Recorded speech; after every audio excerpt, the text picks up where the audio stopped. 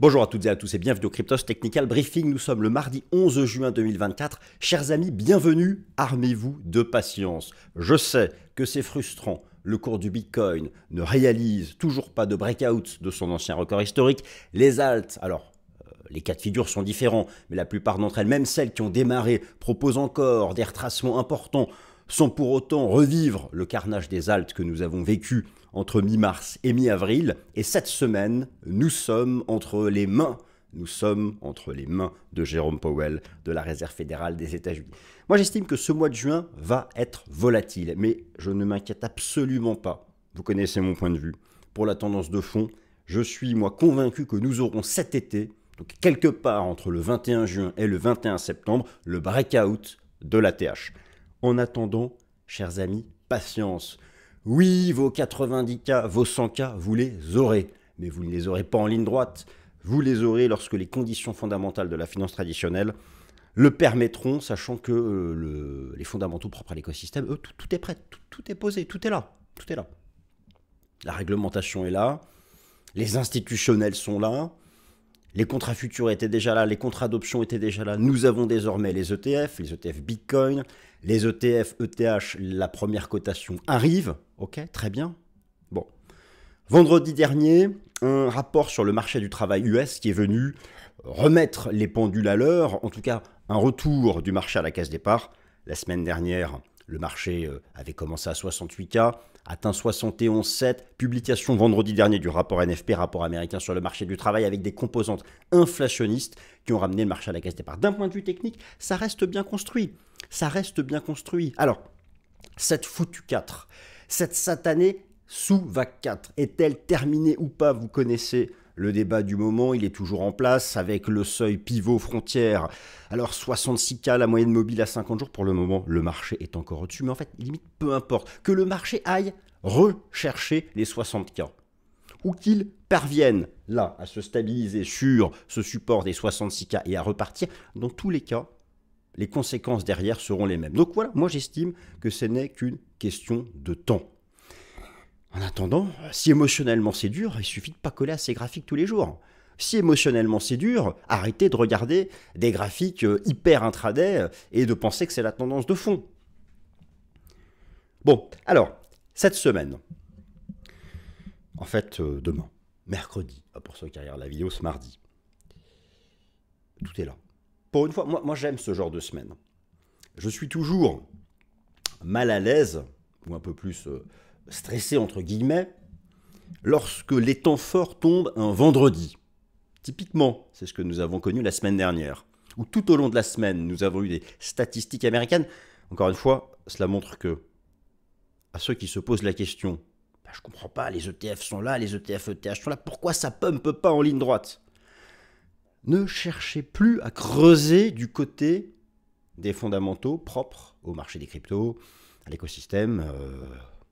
Bon. Regardez du côté des stats US. Elles font la pluie et le beau temps. La véritable accélération du BTC, et puis derrière tout qui suivra, alors selon les thématiques, tout cela se fera dans un certain ordre, viendra lorsque vous aurez enfin des cassures baissières sur les taux d'intérêt du marché.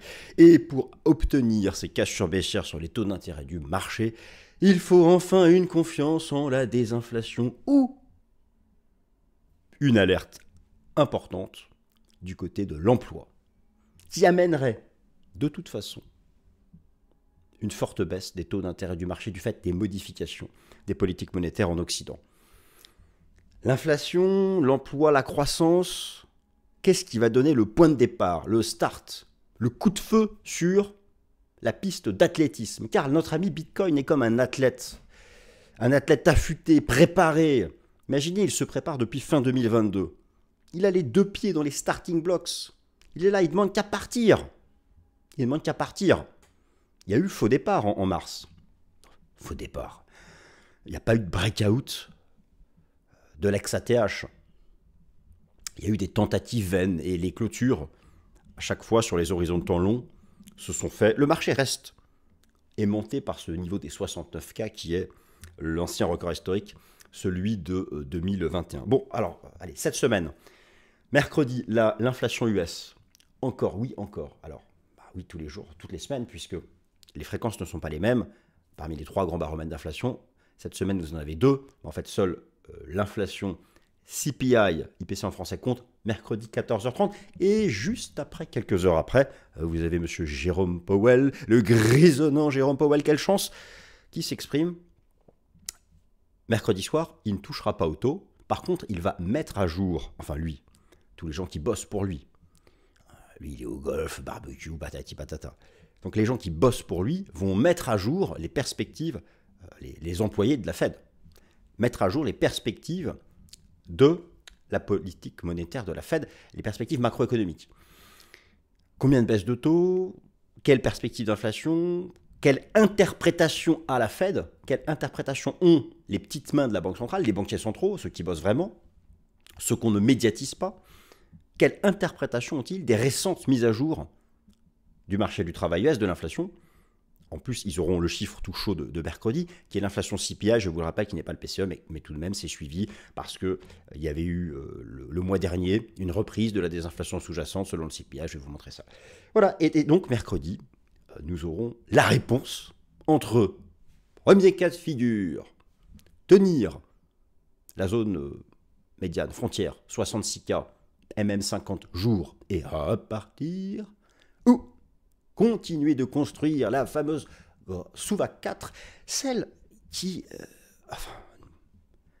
nous occupe depuis la mi-mars, en allant une dernière fois retester la zone des 60 et repartir ensuite. Armez-vous de patience, les amis. Oui, vous les aurez, vos 100K. Alors, c'est parti. Donc oui, alors, allez, go, patience et mère de vertu.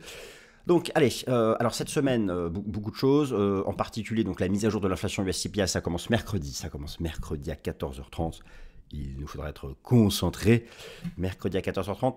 Le CPI, c'est l'inflation, c'est compliqué parce qu'il y a plein de composantes. Mais en gros, le marché va regarder 2 choses. Tout d'abord, il regardera l'inflation dite sous-jacente. L'inflation sous-jacente ou la so-called core inflation, comme disent nos grands amis britanniques, c'est ça. Tous les items, toutes les composantes, moins la nourriture et l'énergie. Et donc, souvenez-vous, le mois dernier, cette petite brise marine de fraîcheur qui est venue nous redonner espoir, cette odeur, les embruns marins, bon, ça repart à la baisse. Le consensus, c'est 3,5. Là, c'est 3,6. Il faut 3,5. On veut de la baisse, on veut de la tendance baissière. Là, je l'ai représenté sous la forme, enfin, je l'ai. Trading Economics, excellent site, allez-y. Les liens dans la description. Non, je déconne. Pas de pub. Mais moi, je l'utilise depuis très longtemps. 3,5. 3,6. Maintenant, on veut 3,5. En version mensuelle, nous voulons un truc entre 0 et 0,3. Pas plus de 0,3. Donc ça, c'est important. Et bien sûr, le marché va surtout regarder 2 composantes. Comme d'hab, l'immobilier, qui est reparti à la baisse. On veut que ça confirme. Les indicateurs avancés sont confiants. Et l'inflation des services qui, elle, ne baisse plus. Vous voyez, il y a quand même du chemin pour la ramener basse. Donc ça, c'est mercredi 14h30.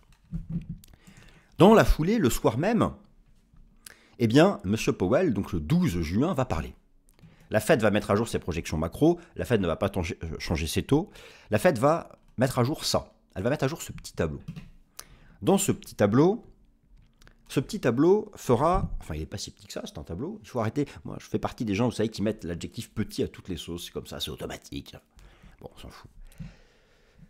2 choses. Première chose, les Federal Funds Rate Projection.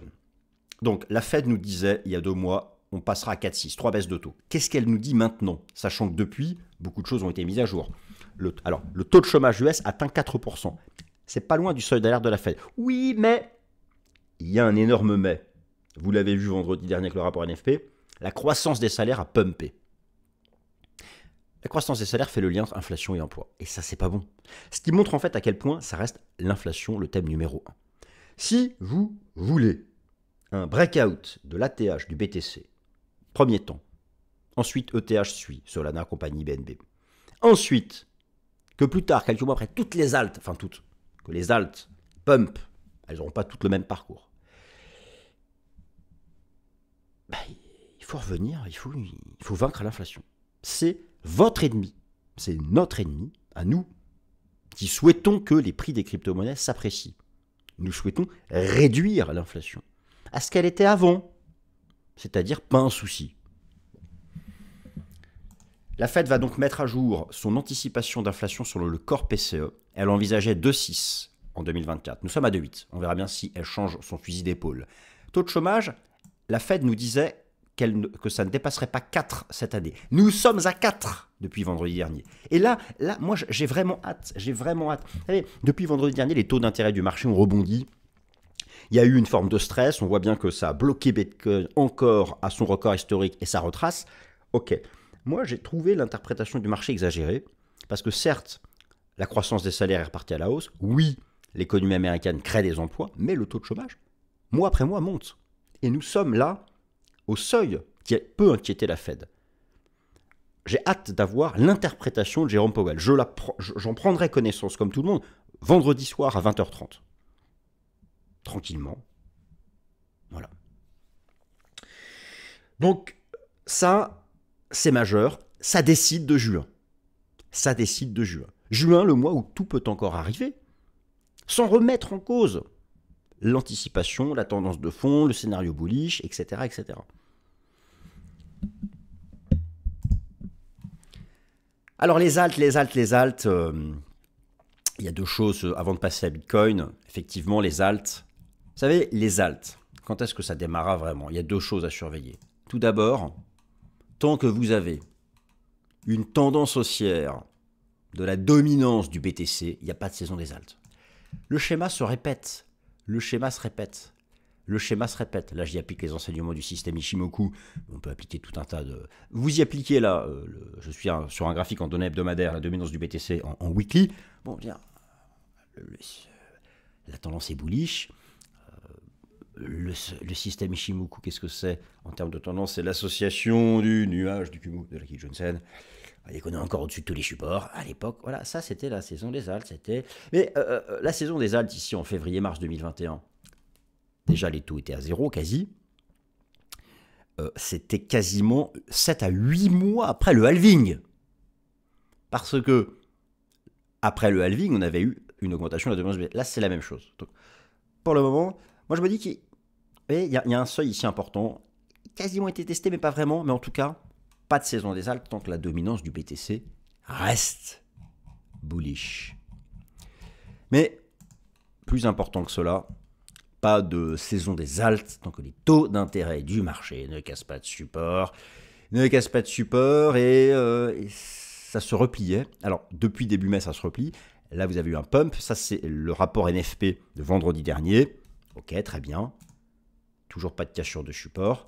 Horizon de temps long. Moi, j'estime que la baisse sera dite et que nous serons dans le bull run. Car oui, il y aura un bull run. Oui, il y aura un breakout de la TH. Oui, il y aura un bull run, un pump à 80, 87, 100 et peut-être au-delà. Il y aura ce mouvement lorsque cette jambe de baisse ici que j'attends depuis longtemps arrivera. La zone a cassé des 4,10, 4,30% sur le 10 ans US. Entrer dans une phase de bearish, une vraie phase corrective sur les taux. Pour cela, il faut des fondamentaux. Les supports hebdo tiennent pour le moment. Ça vient soit de l'emploi, de la Fed ou de l'inflation US. Donc patience. Notez qu'en données journalières, nous nous remettons en neutralité en attendant l'inflation US et ce que va communiquer la Fed demain. Alors Bitcoin, l'interminable vague 4, je vous remontre, allez, on se refait un peu de graphique de long terme. En fait, nous sommes depuis la mi-mars dans cette phase ici un peu fatigante, ennuyante parce qu'il y a beaucoup de faux départs, même les altes les plus puissantes, celles qui arrivent encore à faire de nouveaux records historiques, souvent des jetons récents, à un moment ou à un autre, ça finit par retracer de manière importante. Donc oui, je sais que tout le monde attend ça, c'est-à-dire la phase linéaire où ça ne retrace pas. Voilà, donc là c'était la cassure de l'ex-ATH. Là on y bloque, voilà, le breakout. Vous voyez, il n'y a pas eu de breakout. Ça c'est un breakout, derrière on empile. Donc nous, vous, tous ici, attendons ça. ce qu'il s'est passé en décembre 2020. Ça finira par arriver lorsque les conditions de la finance traditionnelle le permettront. Alors, juin, juillet, août, septembre, allez au plus tard, du plus tard, octobre, novembre prochain. Notez-le. Si c'est pas parti en novembre prochain, j'arrête. Donc, alors, maintenant le débat de fond, cette fameuse, j'ai l'impression que ça fait 4 mois qu'on ne parle que de vague 4. C'est le chiffre qu'on n'oubliera jamais. Ah, pour le coup, ça nous aura tellement pris la tête, le chiffre 4. Vous connaissez alors, soit elle est terminée ici en avril, et nous sommes déjà dans la sous-vague 5, et donc là, il n'y a pas de stress, hein, on la construit tranquillou. Soit en fait, elle n'est pas terminée, et nous avons besoin de faire une A, une B, une C, c'est-à-dire un régular flat, ce qui est possible, un flat régulier, ce qui est tout à fait possible, et ensuite partir plus tard. Mais pour moi, tout ceci reste les perspectives de la tendance de fond. Je zoome un peu, je varie un peu la représentation graphique, et cette semaine se joue donc avec Jérôme Powell le scénario numéro 1, qui consiste en tenir ici, tenir cette zone, et je repars, ce qui fait qu'en fait, c'est la MM50, il s'agit aussi de ce support de l'Ishimoku, donc toute cette zone support, et nous avons donc, si je sous-décompose, une sous 1, une sous 2, une sous 3, et nous ferions donc, là aussi un régular flat A, B, C. A, B, C, boum. On termine la 4, donc 65,5, 66,5, et ça repart en venant s'appuyer sur MM50, qui est ici en bleu, qui est ici en rouge, je varie les couleurs. Worst case scénario,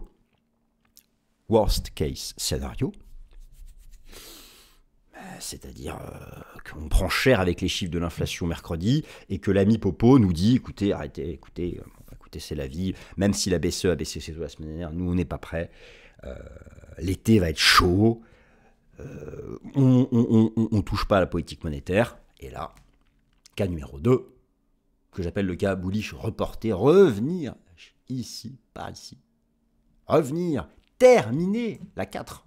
4 bis, c'est une 4 qui n'est pas terminée, la sous-vague 4. Elle aurait été très longue, on peut, hein, la 2 était courte, principe de l'alternance, et repartir plus tard, et bon, vous voyez, revenir, peut-être prendre le temps de s'appuyer sur le nuage hebdo. Là, ça nous amène à l'automne. Là, effectivement, si on doit faire ça et qu'on attend le nuage hebdo, ça nous amène. Alors, moi, j'ai dit cet été, donc j'ai jusqu'au 21 septembre. Alors, peut-être que in extremis, j'aurais pas tort. Je sais que beaucoup disent octobre-novembre, parce que octobre-novembre sont les mois les plus favorables en termes de saisonnalité. Bien sûr qu'il sera bullish. La question est de savoir, est-ce qu'on break la TH avant ou après? Allez, tous les autres de toute façon sont soumis donc à ce que fait BTC. Alors pour Ethereum, c'est exactement le même débat que Bitcoin, c'est-à-dire que soit la 4 est terminée, nous sommes déjà dans la petite sous-vague 5 de la 3, et nous sommes en fait en train de faire la 2 de la sous-vague 5 de la 3, et donc on peut retracer, vous voyez, le 38,2 est là, le 50 est là, la moyenne mobile à 50 jours est là, donc ça peut retracer à 3004. Vous y ajoutez les enseignements du système Ishimoku, boum, le nuage est là, donc voilà. Ou en fait, elle n'a pas commencé, et nous sommes encore dans la 4, et on fait une A, une B, une C, on prend appui sur le nuage, et oh miracle, qu'est-ce que c'est? Un régular flat. C'est ça, il est partout. Il est partout, et c'est une phase bullish. Ah oui, ça corrige, c'est une correction, mais qui est une pattern in fine de continuation haussière. Donc, il y a le cas bullish reporté, ou le cas bullish qui est déjà en cours, et là, en fait, on te fait tracer la première jambe, et ça repart. ETH et BTC ont exactement la même analyse technique.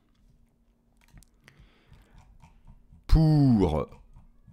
Putain, j'en suis tellement ETH, BTC, c'est exactement ce que je vous propose la semaine dernière, on bloque sous le nuage, on fait un truc comme ça, là, on retrace par là, on reteste, et boum, ça repart.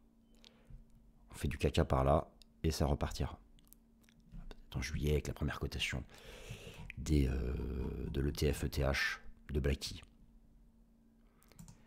Le BNB target reached. Attention, ça diverge les amis. Alors attention BNB, petite alerte technique court terme sur le BNB. Tout d'abord parce que, alors c'est marrant parce que je me souviens que la semaine dernière, j'insistais sur l'importance d'attendre la clôture, car la semaine dernière, la bougie hebdomadaire était une bougie de breakout, et à la fin de la semaine, c'est une bougie de mèche haute, et donc pas de breakout. L'importance dans l'analyse technique d'utiliser des bougies en fonction des horizontaux qui soient clôturées. Sinon, tout n'est qu'une vue de l'esprit, voire peut-être même que vous imposez au marché votre vue de l'esprit.